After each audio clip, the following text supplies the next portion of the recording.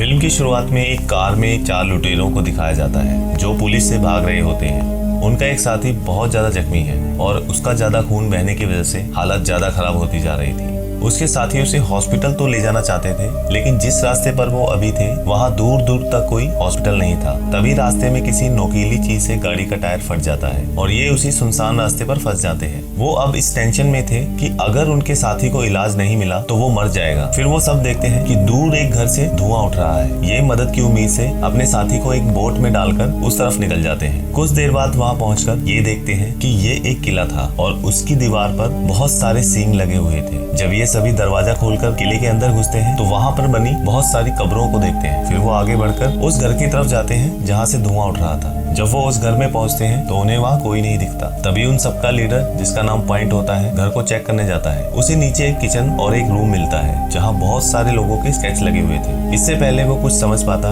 उन्हें ऊपर से अपने साथी के चिल्लाने की आवाज आती है। जब ये लोग ऊपर आकर देखते हैं तो वो देखते हैं कि उनके जख्मी दोस्त के पास एक लड़की बैठी हुई थी और वो उसे चेक ही कर रही होती है। पॉइंट उसे ऐसा करने से मना कर देता है। वो लड़की सभी को देखकर डर जाती है और अपनी बंदूक उन पर तान देती है, जिस पर ये सभी लोग भी उसे गन दिखाकर उसकी बंदूक छीन लेते हैं। तभी वहाँ उस लड़की की 2 बहनें और आ जाती हैं। पॉइंट उन्हें कहता है कि प्लीज हमारी मदद करो, हमारा दोस्त मर रहा है। लेकिन वो तीनों कुछ नहीं कर सकती थी क्योंकि वो तीनों कभी भी इस किले से बाहर नहीं निकली। उन्हें देखकर लगता है कि वो अभी भी एक साधारण जिंदगी जी रही थी। वो उन सबको एक दूसरे घर में लेकर जाती है जहाँ वो देखते हैं कि यहाँ एक और जख्मी आदमी लेटा हुआ है। वो उनके जख्मी साथी का अपने तरीके से इलाज करना शुरू करती है और बताती है हम कभी भी इस किले से बाहर नहीं गए। उनके साथी का जख्म इतना गहरा था जो किसी चीज ने उसकी बॉडी से आर पार होकर सुराग बना दिया था। उस लड़की के पूछने पर पॉइंट बताता है कि पुलिस से भागने के दौरान ये एक पेड़ की टहनी से टकरा गया। बातों ही बातों में वो लड़की अपना नाम चेल्सी बताती है और वो बताती है कि वो बाहर जाकर इस पूरी दुनिया को देखे और उस हर चीज को महसूस करे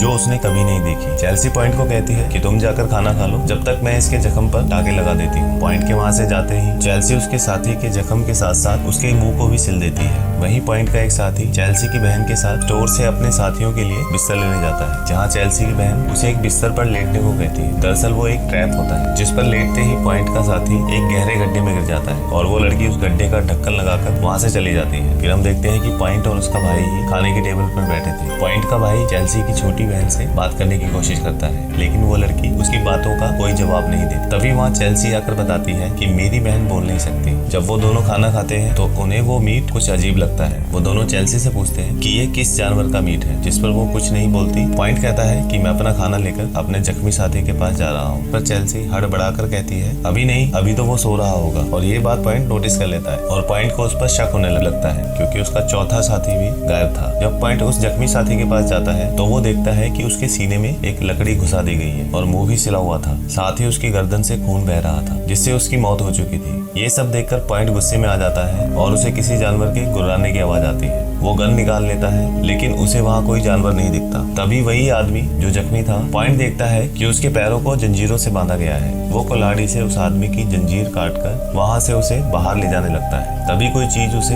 वापस अंदर खींच लेती है और दरवाजा बंद हो जाता है। वहीं बाहर पॉइंट को अंदर से उस आदमी की दर्दनाक चीखें सुनाई देती है। दूसरी तरफ पॉइंट का दूसरा साथी जो गड्ढे में कैद था, वो लाइटर जलाकर आसपास देखता है तो उसे वहाँ इंसानी कंकाल मिलते हैं। ये देखकर वो डर जाता है। पॉइंट भी अब चेल्सी के पास आकर उस पर गन तान देता है कि अभी नीचे जो भी कुछ हुआ वो क्या था, अगर तुमने नहीं बताया तो मैं तुम्हें मार डालूंगा। चेल्सी कहती है कि मुझे मारकर तुम्हें कुछ नहीं मिलेगा। फिर पॉइंट उसे बताता है कि नीचे मेरे साथी के साथ साथ आदमी भी अब मारा जा चुका है। ये खबर सुनकर चेल्सी शॉक हो जाती है। वहीं हम देखते हैं पॉइंट का भाई चेल्सी की छोटी बहन को ढूंढते हुए स्टोर तक पहुंच जाता है जहां उसका एक साथी पहले से ही कैद था। यहाँ आकर उसे चेल्सी की दूसरी बहन मिलती है जो उसे बातों में लगाकर बड़ी चालाकी से अचानक कुल्हाड़ी से सर पर मारकर बेहोश कर देती है। जब पॉइंट के भाई को होश आता है तो वो खुद को उल्टा लटका हुआ पाता है और उसके जख्मों से गिरते हुए खून को एक बर्तन में जमा किया जा रहा था। इसी बीच हमें पता चलता है कि मरने वाला दूसरा आदमी जो जंजीरों से बंधा हुआ था वो चेल्सी के पिता थे। फिर हम देखते हैं चेल्सी अपने पिता के लिए प्रेयर करती है कि तभी चेल्सी के पिता अचानक से उठ खड़े होते हैं और देखने पर ऐसा लगता है कि वो अभी चेल्सी को मार डालेंगे। चेल्सी बड़ी चालाकी से कुल्हाड़ी उठाती है और अपने पिता का सर धड़ से अलग कर देती है। दूसरी तरफ पॉइंट उस घर की इन्वेस्टिगेशन कर रहा होता है। वो एक ऐसे कमरे में पहुंच पहुंचता है जहां काफी सारी गाड़ियों की नंबर प्लेट टंगी हुई थी। ये देखकर उसे चेल्सी का सारा खेल समझ में आ जाता है। वो समझ जाता है कि टायर का फटना कोई हादसा नहीं बल्कि एक ट्रैप था। वो ऐसे ही सभी को अपने ट्रैप में फंसा कर लाती है और फिर उन्हें मार देती है। अगले सीन में हम पॉइंट के साथी को देखते हैं जो उस गड्ढे में बंद था। तभी वो गड्ढे के बाहर एक खतरनाक आवाज सुनता है। इससे पहले वो कुछ समझ पाता तभी गड्ढे का ढक्कन खुलता है और वो चीज उसे अंदर आकर मार देती है। फिर हम पॉइंट के भाई को देखते हैं जिसे अब होश आ चुका था। वो चेल्सी की सबसे छोटी बहन को अपने पास खड़ा देखता है जिसके हाथ में उसका स्केच होता है। ये देखकर समझ आ जाता है जो फिल्म की शुरुआत में हमें स्केच दिखाए गए थे वो उन सभी लोगों के थे जिनको इन्होंने शिकार बनाकर मार डाला था। पॉइंट का भाई उससे कहता है कि मुझे यहाँ से जाने दो। तभी वो भी वही डरावनी आवाज सुनती है और वहाँ से भाग जाती है। फिर वो चीज पॉइंट के भाई पर उल्टा लटक कर उसका खून पीने लगती है।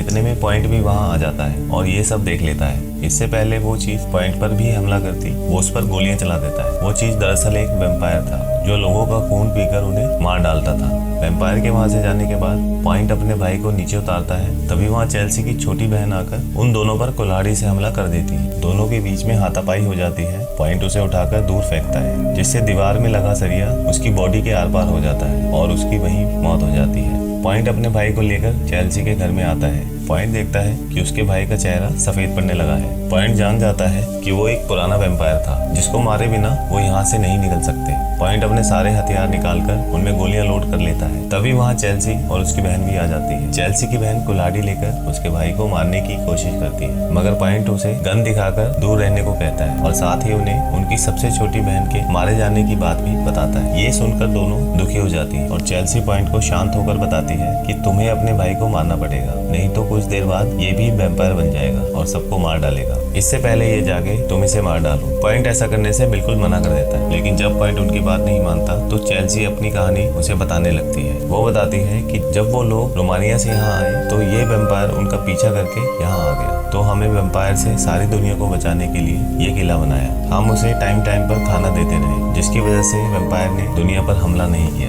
लेकिन जब सारा खाना खत्म हो गया तो इसने किले के लोगों को मारना शुरू कर दिया। जो बाहर तुमने कब्रें देखी वो हमारे सभी किले के लोगों की है जिनको इस वैम्पायर ने मार डाला। लेकिन हमें अपनी जान बचाने के लिए लोगों को जाल में फंसाकर यहाँ लाकर उन्हें भी वैम्पायर का शिकार बनाना पड़ा ताकि वो इस किले से बाहर जाकर दुनिया में तबाही न मचाए। क्योंकि जब वैम्पायर किसी को काटता है और उसे नहीं मारा जाता तो वो भी वैम्पायर बन जाता है जिससे सारी दुनिया में तबाही मच सकती थी। पॉइंट कहता है तो तुम लोगों ने उसे अभी तक मारा क्यों नहीं? चेल्सी कहती है तुम्हें क्या लगता है कि किसी ने उसे मारने की कोशिश नहीं की? जिसने भी उसे मारने की कोशिश की वो सब मारे गए। तभी पॉइंट का भाई होश में आ जाता है लेकिन वो भी वैम्पायर बन चुका था। वो पॉइंट पर हमला कर देता है। उसे मारने के लिए चेल्सी की बहन कुल्हाड़ी लेकर जैसे ही आगे बढ़ती है पॉइंट का भाई उस पर हमला करके उसे काट लेता है। ये देखकर पॉइंट को ना चाहते हुए भी अपने भाई को मारना पड़ता है। वो अपने भाई के सीने में एक सरिया आर पार कर देता है जिससे वो वहीं दम तोड़ देता है। वहीं चेल्सी की बहन भी मौत और वैम्पायर बनने के बहुत करीब थी। वो चेल्सी से कहती है कि मैं तुम्हारी